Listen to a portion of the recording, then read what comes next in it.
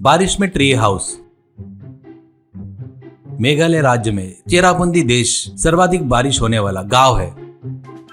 वहां पर हमेशा बारिश होती रहती है। उस चेरापूंजी के 50 किलोमीटर दूर पे जोहे गांव में राव बहादुर स्वामी नारायण का जमींदारों का परिवार था। वो उस गांव में हर बार सरपंच पद के लिए जीतते रहते हैं। वो एक पुराने पैलेस में रहते हैं, फिर भी उनके जमींदार ठाट में कभी कमी नहीं थी। उनकी एक लड़की रहती है। उसकी शादी हो जाने से उसका एक जवाई भी था। वो जवाई ज्यादा पढ़ा लिखा नहीं था, उसमें संस्कार भी नहीं थे।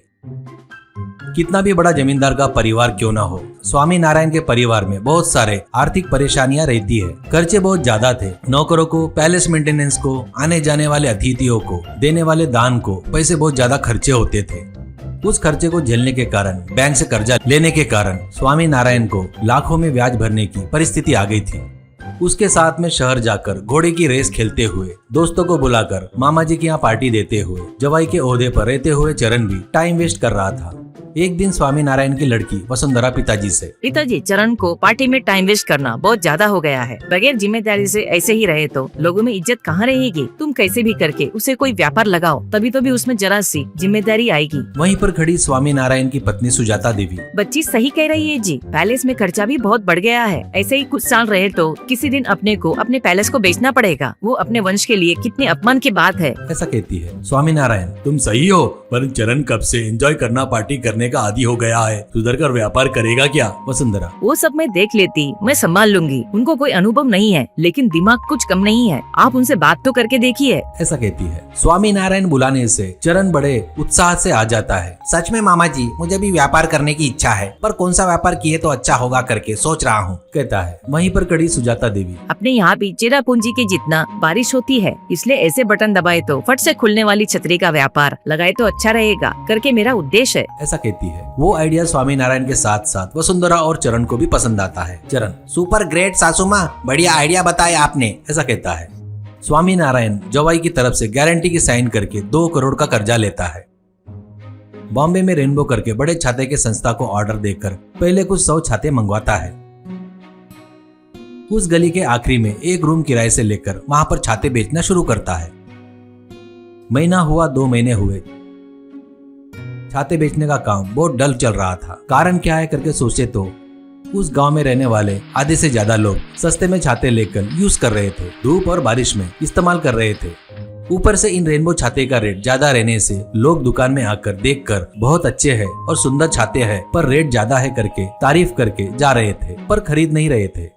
चरण ये बात स्वामी नारायण को बताता है। स्वामी नारायण, ऐसा होगा करके मुझे पहले ही लगा। उतने लाखों का स्टॉक वैसा ही पड़ा है, देखते ही देखते रेट कम करके नहीं बेच सकते। अपन पहले ही इसके बारे में सोचना था, कहता है दुखी होकर। चरण, मामा जी, अपन इस परिस्थिति से बाहर निकलकर अपने छाते बेचना बोले तो एक उपाय है मेरे पास, ऐसा कहता है। स्वामी नारायण, क्या है वो करके पूछता है। चरण, तुम इस गाँव के सरपंच है, ये बात आप भूल गए क्या? आप अपना अधिकार यूज करके इस गाँव में छाते बनाने वाले दुकान पर टैक्स लगाओ। पहले ही वो सस्ते बेच रहे हैं, उन पर 200% टैक्स लगाए तो तब उनकी कीमत अपने छाते के बराबर होगी। तब उतने पैसे देकर सस्ते छाते खरीदने के बजाय 150 कम या ज्यादा देकर अपने सुपर छाते खरीदेंगे। अपने यहाँ रोज बारिश होती है ना, छाता भी अत्यधिक जरूरी सामान हो गया है। वैसे अपना व्यापार बगैर रोक टोक के चलेगा, ऐसा कहता है। ये सुनकर स्वामी नारायण आश्चर्य से जवाई को देखकर, तुमको ऐसा आइडिया कैसे आते हैं चरण? बहुत बढ़िया आइडिया है, पर वो लोग को धोखा देने जैसा होता ना, ऐसा कहता है। बाजू में खड़ी वसुंधरा, उन्होंने बहुत बढ़िया बताए पिताजी, पहले ही गले तक कर्जे में डूबा है हम लोग। पैलेस का मेंटेनेंस बहुत तकलीफ में है। एक बार सोचो, अपने परदादा दादा आप भी लोग तकलीफ में रहते तो उनकी मदद नहीं किए क्या? अगर आप नहीं बोले तो चरण लिए 2 करोड़ रुपए चुका नहीं पाने से, पहले से कर्जे चुका नहीं पाने से अपना परिवार पूरे रास्ते पे आ जाएगा। प्लीज न पिताजी, चरण बताए वैसा करो, ऐसा कहती है। स्वामी नारायण वैसे खड़े होकर, ठीक है बेटी, तेरे भविष्य और जवाई के भविष्य के लिए ये काम करूंगा करके मान जाता है। तब से लोग गांव में ही नहीं, आजू बाजू के गांव में भी छाते पर बड़े रेट को देखकर हैरान हो गए। कुछ दिनों तो बगैर खरीदे वैसे रहने के बाद भी तब तक खरीदे सो छाते खराब होने से नए छाते खरीदना ही पड़ा। उससे दुकान में ज्यादा टैक्स भरकर सस्ते छाते खरीदने से अच्छा है बैलेंस में रखे ही खरीद सकते ना करके सब लोग बातें करके उस दुकान में आते हैं। पर वो छाते गरीब लोग नहीं खरीद पाने से बहुत परेशान हो रहे थे।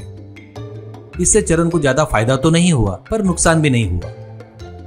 पर वो फायदा 3 महीने बाद तेजी से कम होना शुरू हो गया। परिणाम देखकर चरण को आश्चर्य होता है, क्योंकि लोअर क्लास वाले कैसे भी नहीं खरीद रहे हैं, लेकिन मिडिल क्लास वाले क्यों कम खरीद लिए करके सिर पीट रहा था। ये बात वो स्वामीनारायण से बताता है तो बाजू में खड़ा नौकर दीनदयाल चरण से, छोटे मालिक छाते क्यों नहीं बिक रहे मुझे पता है, ऐसा कहता है। चरण उसे अजीब तरह से देखते हुए, क्या कह रहे हो दीनदयाल, तुम क्या पता है और कैसे पता है, ऐसा कहता है आश्चर्य से। दीनदयाल, तुम और बड़े मालिक मेरे साथ आए तो दिखाऊंगा मैं मालिक, ऐसा कहता है। तीनों कार से निकलते हैं। कार में दीनदयाल, मालिक अपने गांव के आजू बाजू के गरीब लोग सभी ज्यादा बारिश में वर्षा ऋतु में झोपड़ी वगैरह खाली करके तालाब के पास रह रहे हैं। वहाँ जाकर देखे तो आश्चर्य होता है। वहाँ पेड़ में बड़े होल करके उनको घर जैसा बनाकर वही तालाब में मछली पकड़ते हुए, खाना बनाते हुए बहुत से परिवार पेड़ों में घर बना रहे थे। तभी जोर से बारिश होती है। पेड़ के टहनियाँ पानी उनको नहीं लगना वैसे आड़े आ रहे थे। अब उनको बारिश में धूप में बचने के लिए पेड़ ही छाता बनकर आड़े रहते हैं। वो देखकर चरण हैरान हो जाता है। वो देखकर स्वामीनारायण उसी वक्त एक निर्णय लेता है।